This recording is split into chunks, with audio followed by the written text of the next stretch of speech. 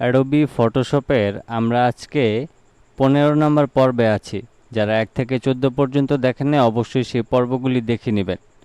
আজকে আমরা 15 নম্বর পর্বে শিখব ডটস টুল এবং এখান থেকে বার্ন টুল, এখানে হচ্ছে স্পঞ্জ টুল। এই যে এখান থেকে যে 3টা টুলস রয়েছে, এই 3টা টুলসের কাজ আমরা আজকে শিখব। তো চলুন শুরু করে দিচ্ছি। প্রথমে আমরা এখান থেকে এই ডটস টুলটাকে সিলেক্ট করে নিচ্ছি।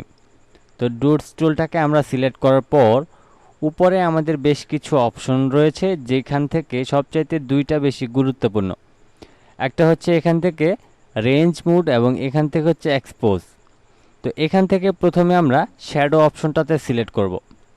শ্যাডো অপশনটাতে সিলেক্ট করার পর শ্যাডো বলতে আমি আপনাদেরকে যেটা বোঝাতে চাচ্ছি, যেমন এই ছবিটার মধ্যে সবচাইতে ডার্ক কোন অংশটা এবং কোন জায়গায় আমাদের শ্যাডো রয়েছে। শ্যাডো বলতে আমরা সবাই বুঝি যে একটা নির্দিষ্ট অবজেক্টের আশেপাশে যদি কোনো একটু ডার্ক অন্ধকার টাইপের কোনো কিছু থাকে অথবা ছায়া থাকে, সেটাকে শ্যাডো বলা হয়। তো এবার আমরা এখান থেকে আমাদের মাউস পয়েন্টারটাকে একটু বড় করে নিচ্ছি। আমি আরেকটু ছোট করে নিই, আরেকটু বড় করে নিলাম, আরেকটু করে নিলাম। ওকে। তো এবার হচ্ছে এই যে এই অংশটা দেখেন আমাদের ডার্ক। এখন আমি যদি এইখানে এইভাবে করে ক্লিক করি, দেখেন আমাদের এখানকার যে ডার্ক অংশটা আছে সেটা কিন্তু একদমই ডার্ক অংশটা চলে গিয়েছে। এখানে হচ্ছে আমি আপনাদেরকে আরেকটু ভালোভাবে বুঝাই।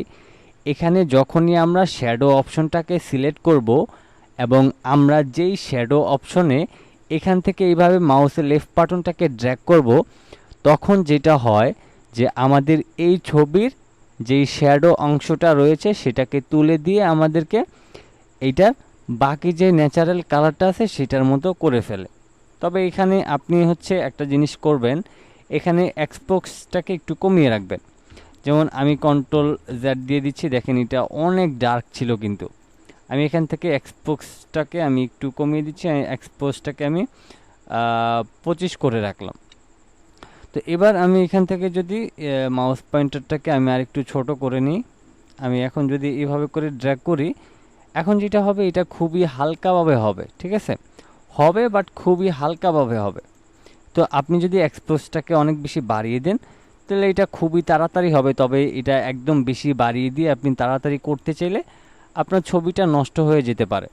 তো দেখেন এইখানে এখন যে ডার্ক অংশটা ছিল সেটা কিন্তু অনেকটাই চলে গিয়েছে, অনেকটাই বলতে কি প্রায় সম্পূর্ণটা চলে গিয়েছে বললেই চলে। এরপর হচ্ছে এখানে দেখেন এই যে মাঝখানের যে অপশনটা আছে মিডে টোনস, এই অপশনটার মাধ্যমে আমরা কি করতে পারি, দেখেন এই অপশনটা যদি আমরা সিলেক্ট করি তাইলে আমাদের এটা আরও বেশি আমাদের আলো ক্রিয়েট করবে এই অপশনটায়, ঠিক আছে। এরপর এখান থেকে যদি আমি হাইলাইট অপশনটাকে সিলেক্ট করি, হাইলাইট বিষয়টা হচ্ছে যে এই ছবিটার সবচাইতে উজ্জ্বল অংশ কোনটা। তো নর্মালি আমাদের সবচাইতে উজ্জ্বল অংশ ফেস।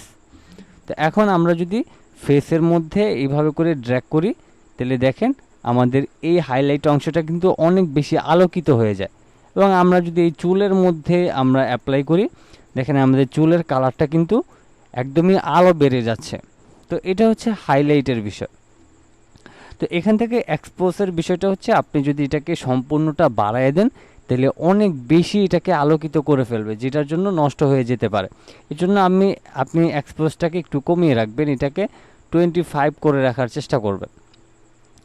তো এখান থেকে আমরা ডটস টুল সম্পর্কে শিখলাম। এবার হচ্ছে আমরা বার্ন টুলে যাই। তো বার্ন টুলে যাওয়ার আগে আমি কন্ট্রোল জেড দিয়ে আমরা আগের পজিশনে ফিরে আসি। ওকে, আমরা আগের পজিশনে ফিরে আসলাম। এবার এখান থেকে দেখেন বার্ন টুলে কিন্তু সেম একই রকম, এখানে একটা অপশন রয়েছে, দেন শ্যাডো, তারপরে হচ্ছে এখানে হাইলাইট এবং এখান থেকে মিডে টোনস, এই 3টা অপশন কিন্তু এই মিড টোনস অপশন এবং শ্যাডো এবং হাইলাইট 3টা অপশনই কিন্তু এখানে রয়েছে এবং এখানেও কিন্তু আপনার এক্সপোজ রয়েছে। তো এখন এখান থেকে আমরা এক্সপোজটাকে একটু কমিয়ে দিচ্ছি, আমি এখান থেকে ধরেন 25 রাখলাম, তারপর এখান থেকে শ্যাডো রাখলাম, ঠিক আছে। এখন এই যে এইখানকার এখন যে বার্ন টুলের কাজটা সেটা হচ্ছে যে আমরা এখন যদি এই শ্যাডো অংশতে ক্লিক করি তাইলে আমাদের শ্যাডো অংশটা আরও বেশি ডার্ক হবে। যেমন আমি এখান থেকে আমার মাউস পয়েন্টারটাকে একটু বাড়িয়ে নিচ্ছি, দেখেন এখন কিন্তু আমাদের ডার্ক অংশটা আরও বেশি ডার্ক হচ্ছে।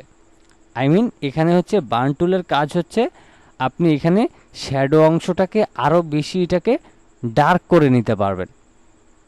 এরপর হচ্ছে এখান থেকে মিডটেশন যে অপশনটা আছে এটার মাধ্যমে আমরা এইটাকেও কিন্তু সেম একই কাজ, আমরা ডার্ক অংশটাকে এটার মাধ্যমে এটাকে কিন্তু বাড়িয়ে নিতে পারবো। দেখেন এখানে কিন্তু কালার পরিবর্তন হয়ে যাচ্ছে। আমি যদি এখান থেকে এক্সপোজটাকে একটু বাড়িয়ে দিই তাইলে আপনারা সহজে বুঝতে পারবেন।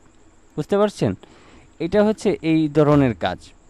তো একটা এখান থেকে আমাদের যে টুলসটা রয়েছে ডটস টুল, এটার মাধ্যমে হচ্ছে আপনি যে কোনো শ্যাডো অপশনকে আপনি আলোকিত করতে পারবেন এবং হাইলাইট অংশকে আলোকিত করতে পারবেন। এবং বিপরীত টুলটা হচ্ছে বার্ন টুলের কাজটা হচ্ছে আপনি যেই অংশটা ডার্ক আছে সেটাকে আরও বেশি করে ডার্ক করে দিবে। তো এটার কাজ হচ্ছে ঠিক একই রকমের। তো এখান থেকে আমি এক্সপোজটাকে একটু কমিয়ে দিচ্ছি এবং এখান থেকে আমি হাইলাইট অপশনে যাচ্ছি।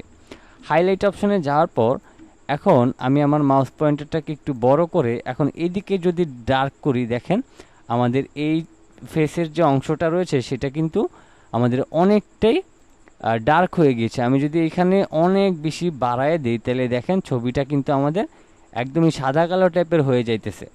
তো এখানে আপনি যত বেশি করে বাড়িয়ে ঘষবেন তত বেশি কিন্তু এটা কালার পরিবর্তন হবে।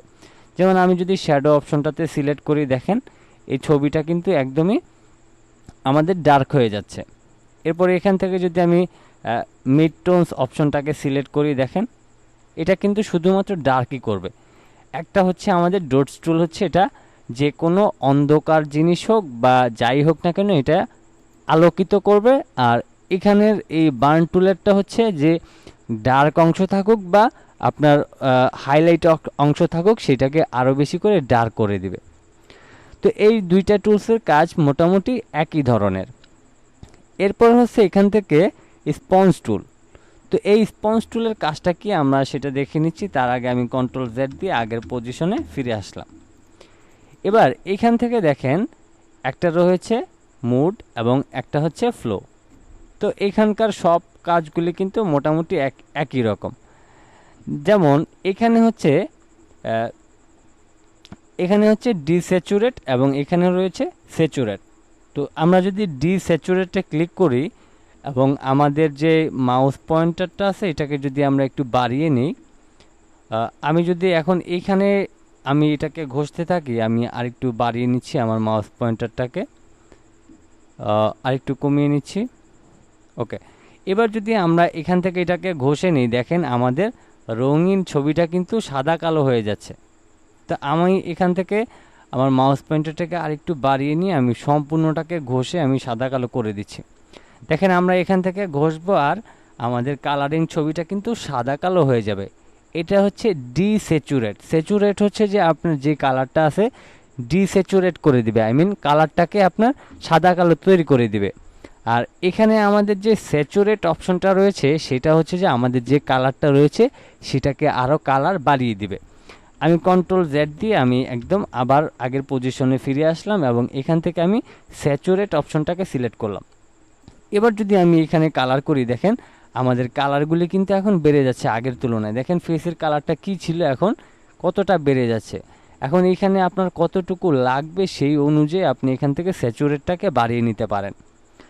তবে এখানে বেশিরভাগ সময় আমাদের ডিস্যাচুরেট যে অপশনটা রয়েছে সেটা কিন্তু খুবই কম প্রয়োজন পড়বে, কারণ আমরা কেউ চাইবো না এখন এই রঙিন জগতে কেউ কালারিং ছবিকে সাদা কালো করতে। তো সেক্ষেত্রে আমরা অবশ্যই এখান থেকে স্যাচুরেটটাকে আমরা ব্যবহার করব এবং স্যাচুরেটটাকে যদি আমরা ব্যবহার করি একটা জিনিস খেয়াল করবেন, এখানে যাতে বেশি পরিমাণ স্যাচুরেট ব্যবহার না করি। যদি বেশি পরিমাণ স্যাচুরেট ব্যবহার করি তাহলে কিন্তু আমাদের ছবির একদমই 12টা বেজে যাবে। তো সেক্ষেত্রে বেশি পরিমাণ স্যাচুরেট ব্যবহার করা যাবে না এবং আপনি এখান থেকে ডিস্যাচুরেটও ব্যবহার করবেন। যখন আপনার প্রয়োজন পড়বে তখন আপনি ডিস্যাচুরেট ব্যবহার করতে পারবেন। আর ডিস্যাচুরেটের কাজ হচ্ছে যে আপনার একটা সাদা কালো করে ফেলতে পারবেন সম্পূর্ণ একটা রঙিন ছবিকে। তো এই ছিল আমাদের আজকে 3টা টুলসের কাজ। আশা করছি সম্পূর্ণ বিষয়টাকে ক্লিয়ার করতে পেরেছি। আজকের মতো এই পর্যন্তই ছিল। সবাই ভালো থাকবেন, সুস্থ থাকবেন। আল্লাহ হাফেজ।